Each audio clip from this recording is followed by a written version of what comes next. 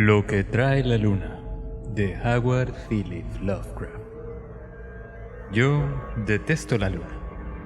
También me da miedo, porque cuando ilumina algunas escenas familiares y amadas, hay veces que las transforma en escenas desconocidas e infames. Fue durante un sombrío verano cuando el brillo de la luna iluminó el viejo jardín por el que yo caminaba.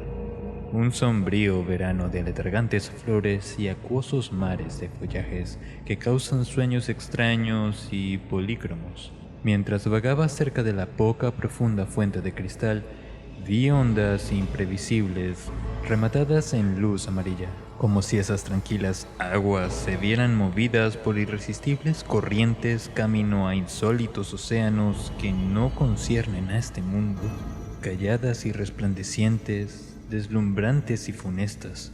Esas condenadas aguas se movían hacia no se sabe dónde, mientras que en las orillas verdes blancas flores de loto se abrían una tras otra frente a la piacia brisa nocturna y caían sin esperanza en la corriente, agrupándose horriblemente, avanzando hacia adelante, bajo el puente de arco tallado y mirando hacia atrás con la espantosa resignación de las energías plácidas y muertas. Mientras que marchaba por la orilla pisoteando flores dormidas con pasos descuidados, trastornado en todo momento por el terror a seres desconocidos y a la sugestión de las caras muertas, percibí que el jardín bajo la luz de la luna no tenía fin, porque allí, donde se llevan los muros durante el día, ahora se prolongaban solamente nuevas imágenes de árboles y senderos, flores y arbustos, templos y dioses de piedra y ángulos de corriente irradiada de amarillo, pasando orillas de hierba y bajo extravagantes puentes de mármol. Y los labios de los rostros muertos de loto murmuraban con tristeza y me incitaban a seguir. Así que no me paré hasta que la corriente llegó hasta el río y desembocó entre lodazales de ondulantes cañas y playas de arena radiante en la orilla de un extraordinario mar sin nombre. Y los labios de los rostros muertos de loto murmuraban con tristeza y me incitaban a seguir. Así que no me paré hasta que la corriente llegó hasta el río y desembocó entre lodazales de ondulantes cañas y playas de arena radiante, en la orilla de un extraordinario mar sin nombre. La temible luna resplandecía sobre ese mar y sobre sus confusas olas flotaban extraños perfumes. Y cuando en sus profundidades vi desvanecerse las caras de loto, lamenté no poseer redes para poder capturarles y asimilarles de ellas los secretos que la luna había llevado con ella a través de la noche. Pero cuando la luna giró hacia el oeste y la callada marea bajó de la sombría costa, observé bajo esa luz viejos capiteles que estaban casi cubiertos por las olas, así como blancas columnas con remates de algas verdes, y notando que ese lugar estaba absolutamente hechizado por la muerte, palpité y no quise hablar de nuevo con los rostros de loto. Entonces vi a lo lejos, sobre el mar, un gran cóndor negro que bajaba del cielo para encontrar descanso en el gran arrecife, y de buena gana le hubiera hablado, para preguntarle sobre aquellos que había conocido cuando estaba vivo.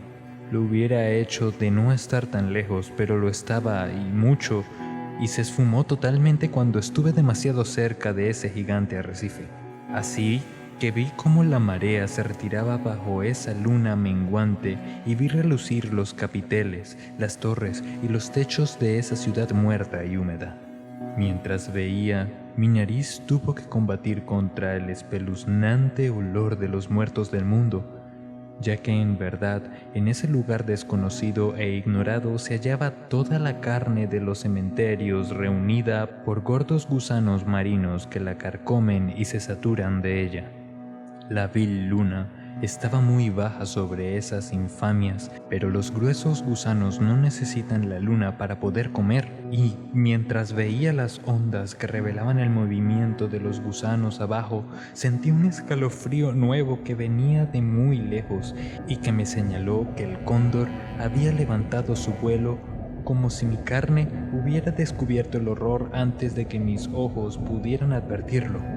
Mi carne no se estremeció sin razón, ya que cuando levanté la vista vi que las aguas se habían retirado lejísimos, dejando ver mucho del grandísimo arrecife, cuyo borde había visto antes. Y cuando noté que ese arrecife no era más que la negra aureola basáltica que coronaba a un terrible ser monstruoso, cuya espantosa frente ahora relucía frente a la sutil luz de la luna y cuyas horrendas pezuñas debían horadar el fango del infierno situado a kilómetros de profundidad. Grité y grité hasta que el escondido rostro emergió de las aguas, hasta que sus escondidos ojos me observaron después de la desaparición de esa obscena y traidora luna. Y para escapar de ese despiadado ser, me sumergí contento y sin titubear en las fétidas profundidades donde, entre muros plagados de algas y calles arruinadas, los gordos gusanos de mar carcomen los cadáveres de los hombres. Fin. Somos Paola Chacón y José Andrés Molina, y estás escuchando Bibliófilos, Cuentos y Novelas. Síguenos en nuestras redes sociales, YouTube, Spotify e iVoox, para seguir escuchando más historias con la mejor narrativa.